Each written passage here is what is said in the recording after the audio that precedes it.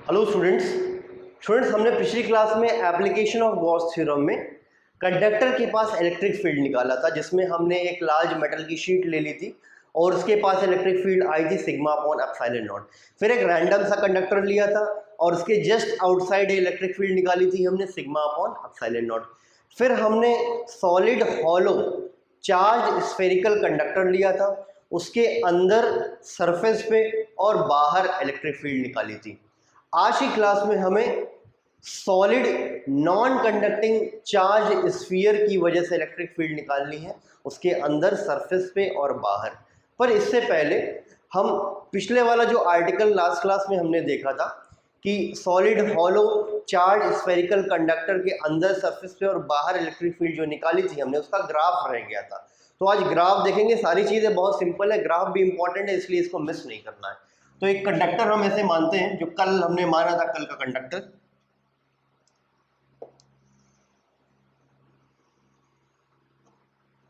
ये एक spherical conductor है, इसका रेडियस r मान लो और ये चार्ज्ड है।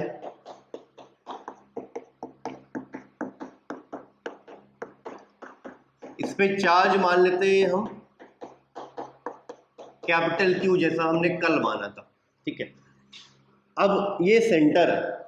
अब हम क्या करने वाले हैं, सेंटर से आगे बढ़ने वाले हैं, या सेंटर से मूव करने वाले हैं।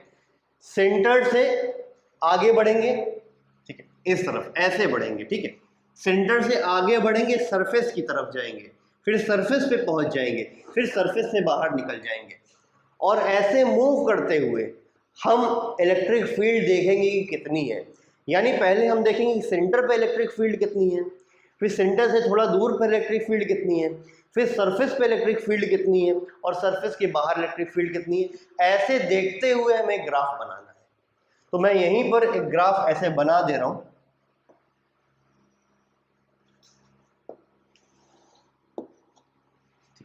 ये वाई एक्सिस है, वाई एक्सिस में मैं इलेक्ट्रिक फील्ड ले रहा हूं और एक्स एक्सिस पे स्मॉल आर ले रहा हूं। स्मॉल आर क्या है? स्मॉल आर है पॉइंट पी की सेंटर से डिस्टेंस, जो कि हमने कल देखा था। तो पॉइंट पी जो है वो है क्या एक्चुअली में? वो पॉइंट ऑफ कंसिडरेशन है जहां पर हमें इलेक्ट्रिक फील्ड देखनी है। अगर हम यहां पर हैं तो पॉइंट पी यहीं पर हो जाएगा। अगर हम यहां चल के पहुंच गए तो पॉइंट पी यहां पहुंच जाएगा। अगर हम यहां पहुंचे तो पॉइंट पी यहां हो जाएगा, और यहां पहुंचे तो पॉइंट पी यहां हो जाएगा। तो जैसे जैसे मूव करेंगे पॉइंट पी मूव करेगा और आर की वैल्यू, स्मॉल आर की वैल्यू बढ़ेगी। ठीक है, अब याद करिए कि अगर स्मॉल आर 0 है, स्मॉल आर 0 का मतलब पॉइंट पी कहां पर है? सेंटर पे। तो इलेक्ट्रिक फील्ड कितनी होगी? तो ये तो हमने कल देखा था कि स्फीयर के अंदर कोई भी पॉइंट हो, हर जगह पर इलेक्ट्रिक फील्ड 0 होती है। तो r बराबर 0 पर इलेक्ट्रिक फील्ड 0। तो जब r 0 है तो इलेक्ट्रिक फील्ड भी 0 है। r 0 तो इलेक्ट्रिक फील्ड भी 0। अब हम आगे बढ़ रहे हैं, पॉइंट P को आगे बढ़ा रहे हैं, सरफेस तक ले आए, लेकिन सरफेस पे जस्ट पहुंचे नहीं हैं अभी, लेकिन सरफेस के जस्ट पहले हैं। हम यहां से मूव करते करते पॉइंट P को सरफेस से जस्ट पहले ले आए। यानी हम बात कर रहे हैं r less than capital R। यानी स्मॉल r की वैल्यू अभी कैपिटल R हुई नहीं है, कैपिटल R से कम ही है। तो हम यहां से लेकर यहां तक की बात कर रहे हैं, यहां से लेकर यहां सरफेस से जस्ट पहले तक की बात कर रहे हैं। तो इतनी दूरी में इलेक्ट्रिक फील्ड कितनी होती है? तो इतनी दूरी सरफेस के अंदर ही है, तो इलेक्ट्रिक फील्ड 0 ही होगी। तो आप बताइए कि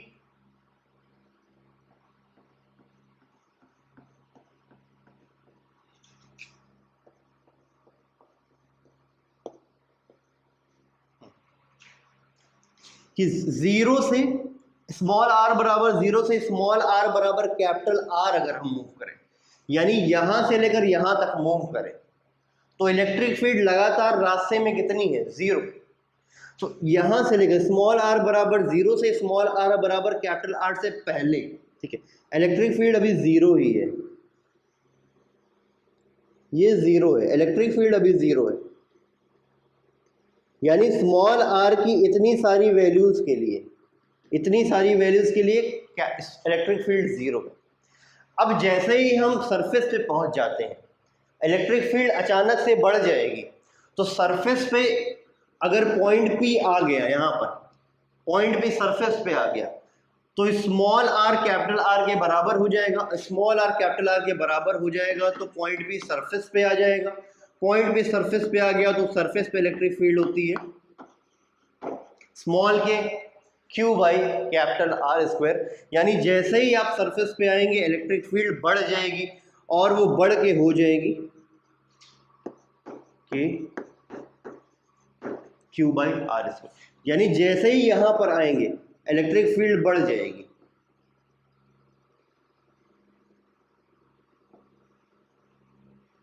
और बढ़ के इतनी हो जाएगी, ठीक।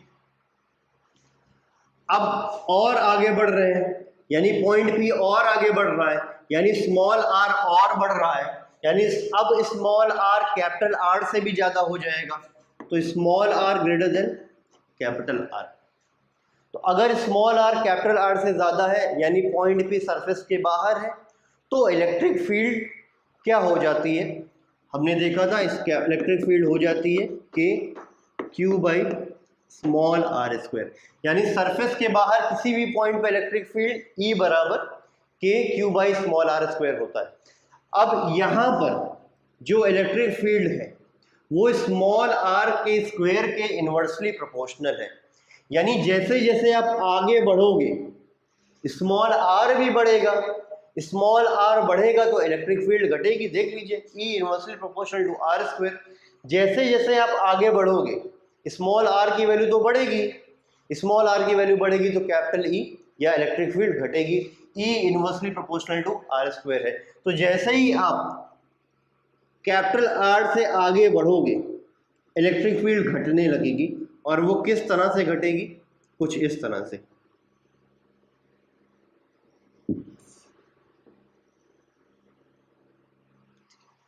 इस तरह से इलेक्ट्रिक फील्ड वेरी करेगी।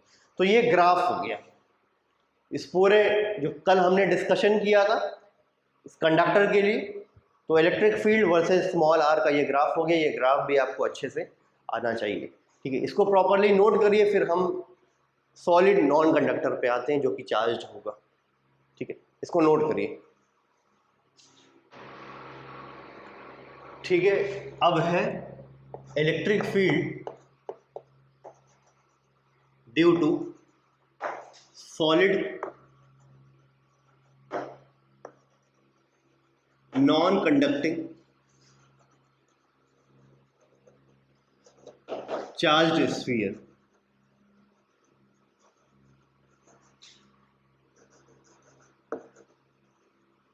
ठीक है। तो जैसे कि ये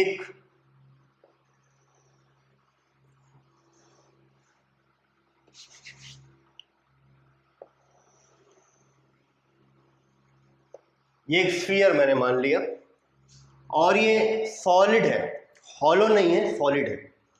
और ये नॉन कंडक्टिंग है, मान लो प्लास्टिक का है, नॉन कंडक्टिंग है, मेटल का नहीं है, नॉन कंडक्टिंग है, ये वुड का हो सकता है, चार्ज्ड है। अब देखिए जब हम कंडक्टर को चार्ज करते हैं, कंडक्टर को चार्ज देते हैं तो सारा चार्ज सरफेस पे आ जाता है तुरंत। लेकिन जब हम नॉन कंडक्टर को चार्ज करते हैं तब कैसे चार्जिंग होती है। एक्चुअली नॉन कंडक्टर को चार्ज करने का तरीका ये होता है कि हमें चार्ज को प्लेस करना होता है पॉइंट बाय पॉइंट।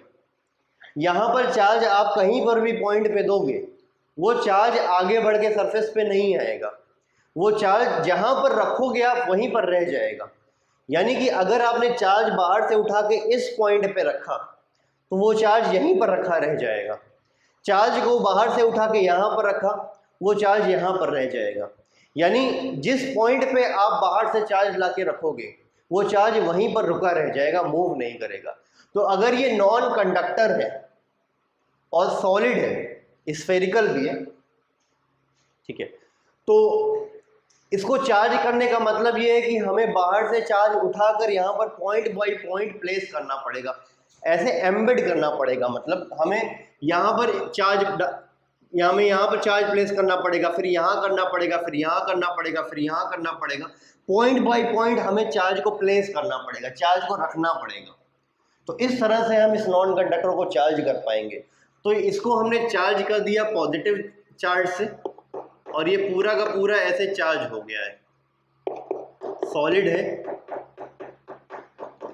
किस तरह से चार्ज किया शायद आपको समझ में आ गया है कि हमें चार्ज को बैठाना पड़ेगा, एक एक जगह पर प्लेस करना पड़ेगा। ठीक है, ये मान लो कि इस स्फीयर की सेंटर है और इसकी रेडियस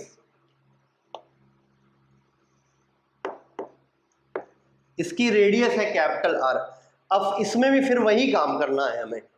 इस स्फीयर के अंदर किसी भी पॉइंट पे इलेक्ट्रिक फील्ड निकालनी है, सरफेस पे नहीं निकालनी है, और सरफेस के बाहर निकालनी है गॉस थ्योरम को यूज करके। ठीक है, तो हम जैसे अंदर पॉइंट पे एक पॉइंट पे इलेक्ट्रिक फील्ड निकालें, फिर सरफेस से फिर बाहर, तो 3 केस बना लेते हैं हम। तो केस 1 में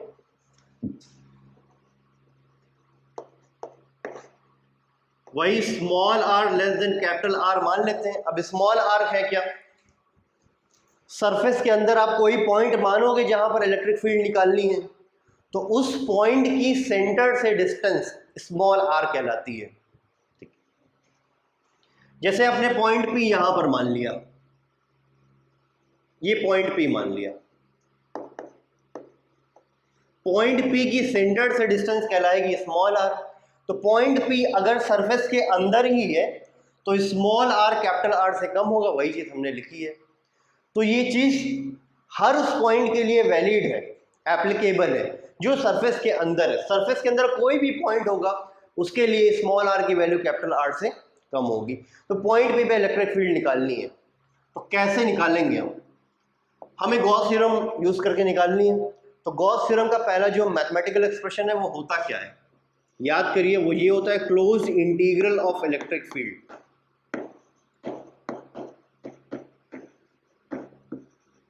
close integral of electric field, अंदर लिखा है vector E dot vector ds।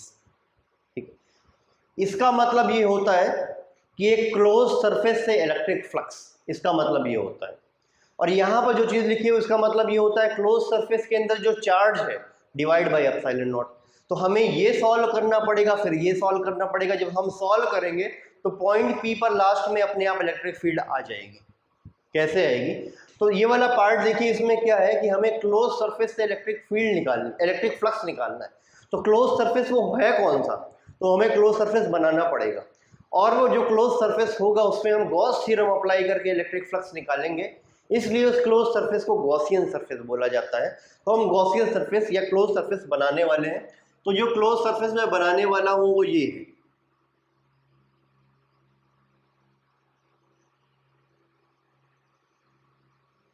ठीक है, ये इस तरह से मैंने बना दिया, थोड़ा सा आपको ऑपरेट करना पड़ेगा।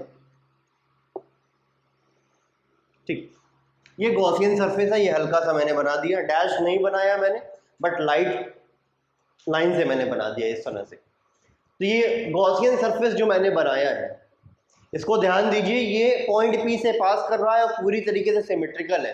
गॉसियन सरफेस का हर एक पॉइंट सेंटर से बराबर दूरी पर है और हर एक पॉइंट सरफेस से भी बराबर दूरी पर है, हर तरह से सिमेट्रिकल है। ये बहुत स्पेशल वे में इस गॉसियन सरफेस को बनाया गया है। अब हमें क्या करना है कि इस गॉसियन सरफेस से इलेक्ट्रिक फ्लक्स निकालना है।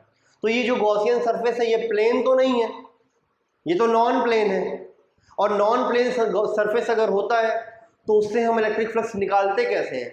उस नॉन प्लेन सरफेस को हम इन्फिनिट पार्ट में तोड़ देते हैं और हर एक पार्ट से इलेक्ट्रिक फ्लक्स निकालते हैं और फिर सारे फ्लक्स को जोड़ देते हैं। यही हम काम करते हैं। तो इसको भी यही करेंगे कि ये गॉसियन सरफेस है इसको हम इन्फिनिट पार्ट में तोड़ देते हैं। तो एक पार्ट जो हो गया वो ये, जो सारे पार्ट्स मिले हैं आपको तोड़ने के बाद, उनमें से एक पार्ट ये छोटा सा मैंने बना दिया, यहाँ पर थोड़ा बड़ा बना हुआ है, बट ये बहुत छोटा है। ये इतना छोटा है कि एक पॉइंट से भी छोटा है, ये जान लीजिए, जितना छोटा आप समझ सकते हो। ठीक है, अब पॉइंट पी पर हमें इलेक्ट्रिक फील्ड निकालनी, यही हमारा ऑब्जेक्टिव है। तो तो पॉइंट P पर इलेक्ट्रिक फील्ड हम मान लेते हैं E, और इसका जो एरिया हो जाएगा, एरिया वेक्टर, वो ds हो जाएगा इस तरह से। अब हमारा ऑब्जेक्टिव क्या था? इलेक्ट्रिक फील्ड निकालना। तो उसके लिए हमने इस नॉन प्लेन सरफेस को इन्फिनिट पार्ट में तोड़ दिया, हर एक पार्ट से इलेक्ट्रिक फ्लक्स निकालना है। तो इसी पार्ट पे फोकस करिए। इससे इलेक्ट्रिक फ्लक्स कैसे आएगा? इससे इलेक्ट्रिक फ्लक्स यार कैसे आएगा? देखिए, ये जो छोटा सा पार्ट है ये लगभग प्लेन है, यहाँ पर इलेक्ट्रिक फील्ड E है और एरिया ds है, और इलेक्ट्रिक फील्ड और एरिया वेक्टर के बीच का एंगल है 0। तो यहाँ से वैसे इलेक्ट्रिक फ्लक्स का फॉर्मूला हो जाएगा। जनरली क्या होता है बताइए, अगर प्लेन सरफेस है, उस प्लेन सरफेस से इलेक्ट्रिक फ्लक्स होता है ES cos theta, ES cos theta. तो ये भी लगभग छोटा सा प्लेन सरफेस ही है, इससे इलेक्ट्रिक फ्लक्स हो जाएगा EDS cos theta, EDS cos theta. तो अच्छा, थीटा तो 0 है तो cos 0 1 हो जाएगा, यानी इससे फ्लक्स हो जाएगा EDS, EDS। अब इस पर आते हैं। देखिए, ये जो अंदर इंटीग्रल साइन के अंदर जो लिखा होता है, ये एक्चुअली में एक पार्ट से इलेक्ट्रिक फ्लक्स होता है। इस छोटे पार्ट से जो इलेक्ट्रिक फ्लक्स है वही ये लिखा हुआ है अंदर। तो एक पार्ट से जो इलेक्ट्रिक फ्लक्स है वही लिखा हुआ है, फिर हर पार्ट से इलेक्ट्रिक फ्लक्स को जोड़ना है, इसलिए इंटीग्रेशन साइन लगा हुआ है यहाँ पर। तो एक पार्ट से जो इलेक्ट्रिक फ्लक्स हमने अभी निकालना है वो निकाला है EDS cos थीटा, यानी EDS cos 0। तो मैं इसी की जगह पर EDS cos 0 लिख देता हूं। वैसे भी आप समझ सकते हो, एक छोटे पार्ट से electric flux vector E dot vector ds है, तो vector A dot vector B होता क्या है? AB cos theta. तो वही चीज तो लिख दी गई, AB cos थीटा, और cos थीटा यहाँ पर 0 है, तो ये cos 0 तो 1 हो जाएगा कुल मिला के। दूसरी बात, सारी बातें आप समझ के चलिए यहाँ पर। दूसरी बात, तो एक पार्ट से इलेक्ट्रिक फ्लक्स निकाल लिया, फिर दूसरे पार्ट से भी इलेक्ट्रिक फ्लक्स कितना आएगा? वो भी EDS आएगा। इस वाले पार्ट से इलेक्ट्रिक फ्लक्स आया है EDS, दूसरे पार्ट से भी EDS आएगा, तीसरे पार्ट से भी EDS आएगा। क्यों? देखिए, ds तो वही रहेगा, हर एक पार्ट का एरिया तो वही रहेगा, क्योंकि सारे पार्ट्स बहुत छोटे हैं, लेकिन सारे पार्ट्स में इलेक्ट्रिक फील्ड भी सेम रहेगी। कैसे? इस गॉसियन सरफेस का जितना भी पॉइंट है सरफेस पर, सब आइडेंटिकल है बिल्कुल। ये वाला पॉइंट, ये वाला पॉइंट, ये वाला पॉइंट, ये वाला पॉइंट, ये वाला पॉइंट, ये वाला पॉइंट, ये वाला पॉइंट, सब एकदम एक जैसे हैं, आइडेंटिकल है, यानी सब पे इलेक्ट्रिक फील्ड का मैग्नीट्यूड सेम होगा। ठीक है, इलेक्ट्रिक फील्ड का मैग्नीट्यूड, अगर मैं ऐसे भी बोल देता हूँ इलेक्ट्रिक फील्ड सेम होगी, इससे आपको यही समझना है कि इलेक्ट्रिक फील्ड सेम होगी। तो हर एक पॉइंट पे इलेक्ट्रिक फील्ड का मैग्नीट्यूड सेम होगा।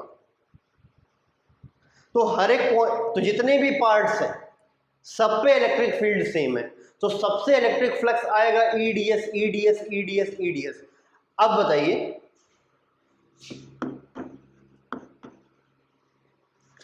ये जो है ये क्या है? ये EDS है। इसका मतलब क्या है? Integration of EDS। इसका मतलब है EDS plus EDS plus EDS plus EDS plus EDS up to infinity. सब में E कॉमन है, तो E को बाहर कर देते हैं हम।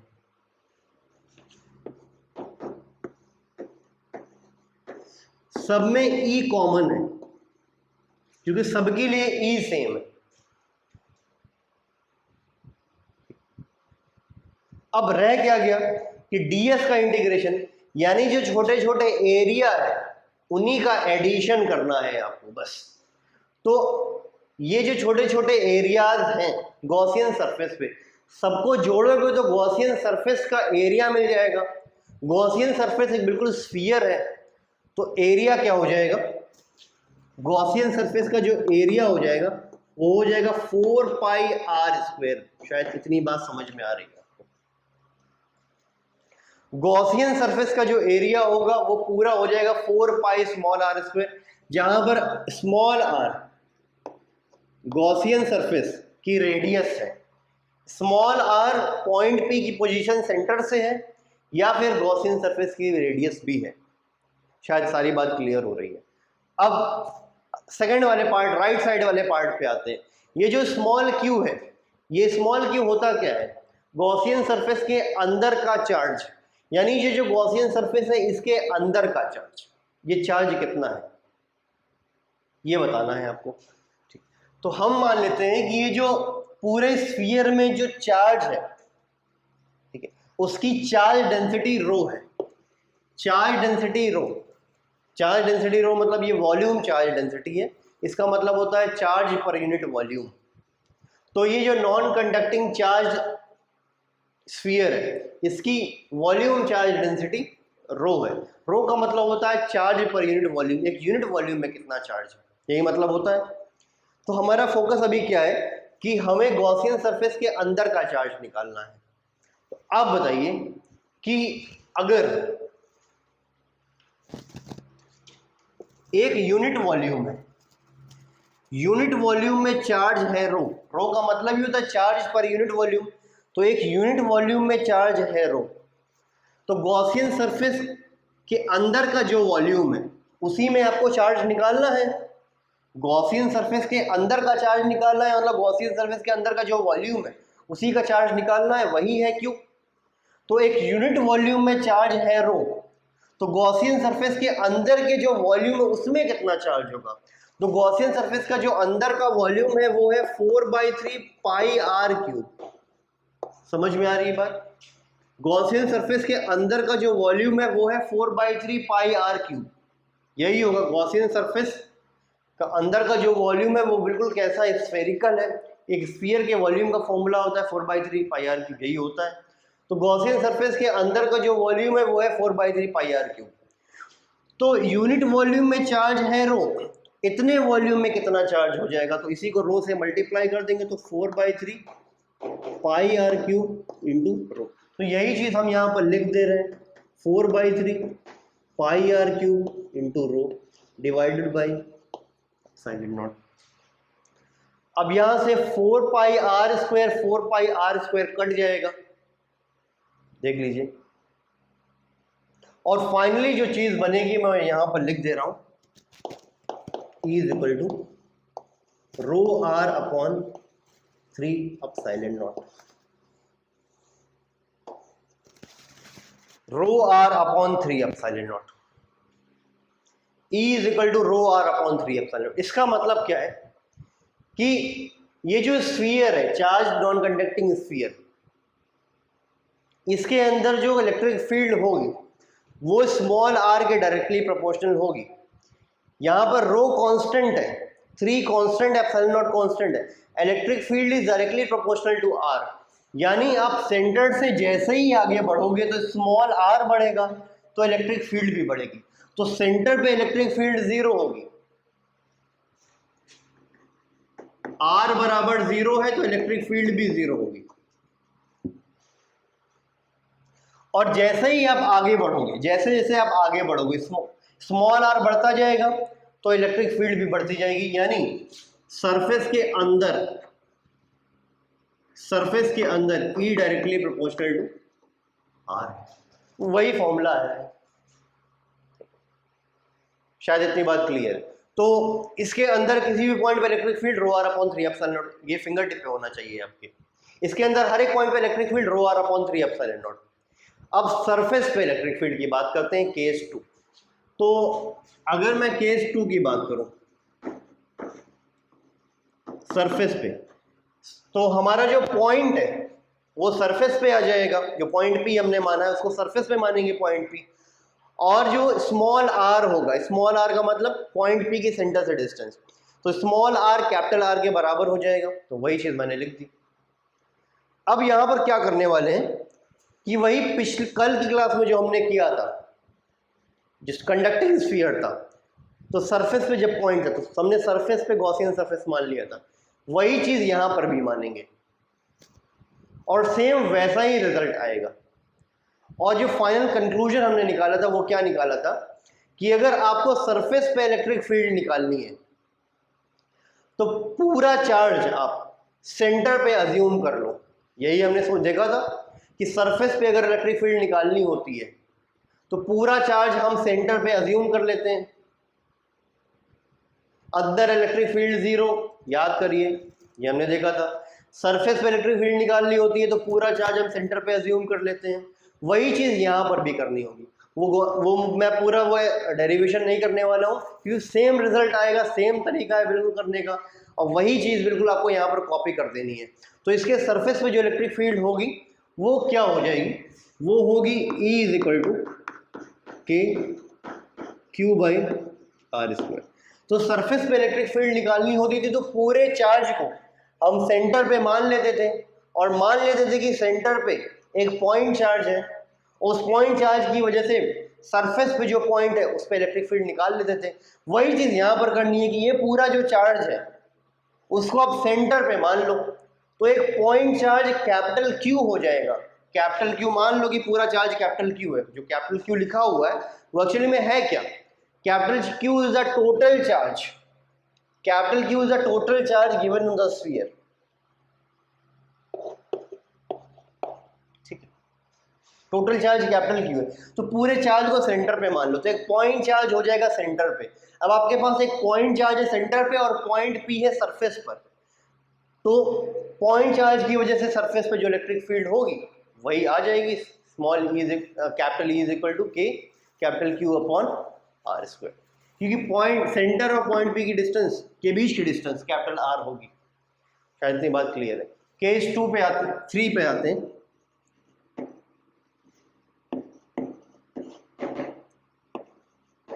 Small r greater than capital r, तो पॉइंट पी अब हम बाहर मान लेते हैं। तो जैसा पिछले वाले केस में हुआ था, पिछले वाले आर्टिकल में हुआ था कंडक्टिंग वाले में, ठीक है, कि अगर पॉइंट पी सरफेस के बाहर है तो पूरा चार्ज हम सेंटर पे मान लेते थे, और चार्ज को सेंटर पे मानते हुए इलेक्ट्रिक फील्ड निकाल लेते थे।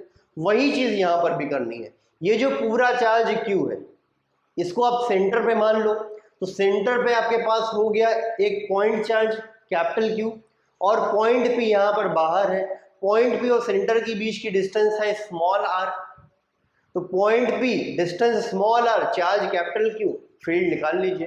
तो इलेक्ट्रिक फील्ड आ जाएगी के क्यू बाई स्मॉल आर। तो ये तो बिल्कुल पिछले आर्टिकल जैसा है, इसमें कुछ करना ही नहीं है। बस सरफेस के अंदर जो इलेक्ट्रिक फील्ड होगी वो रो आर अपॉन 3 एप्सिलॉन नॉट होगी। सरफेस पर इलेक्ट्रिक फील्ड निकालना है या फिर सरफेस के बाहर इलेक्ट्रिक फील्ड निकालना है, तो आप क्या करोगे कि पूरा चार्ज आप सेंटर पे मान लोगे, सब कुछ हटा के पूरा चार्ज आप सेंटर पे मान लोगे। सेंटर पे मानते हुए सरफेस से फील्ड निकाल लोगे और सरफेस के बाहर किसी भी पॉइंट पे फील्ड निकाल लोगे। इतनी सारी बात आपको ध्यान से समझनी है। एक एक चीज़ प्रॉपरली नोट करिए अच्छे से, ताकि प्रॉपरली आप रिवाइज कर सकें। एक बार देख लीजिए, ठीक है। कोई प्रॉब्लम हो तो क्वेरी ड्रॉप कर सकते हैं। शायद इतनी सारी बात क्लियर है। प्रॉपरली नोट करिए, रिवाइज करिए इसको अच्छे से। अब ये आर्टिकल इलेक्ट्रिक फ्लक्स और गॉस थ्योरम यहीं पर ख़त्म होता है, ठीक है। इसके बाद हमारा एक नया आर्टिकल है इलेक्ट्रिक पोटेंशियल, जो फ्रेश आर्टिकल है, पिछले आर्टिकल से रिलेट करके भी हम पढ़ेंगे इसको, ठीक है। और अभी हम उसको स्टार्ट नहीं करेंगे, उसको स्टार्ट करेंगे अगली क्लास में, ठीक है। तो अभी सारी चीज़ें प्रॉपरली आप रिवाइज करिए, अच्छे से पढ़ाई करिए। हम लोग मिलेंगे अगली क्लास में इलेक्ट्रिक पोटेंशियल के साथ, ठीक है। Till then good bye.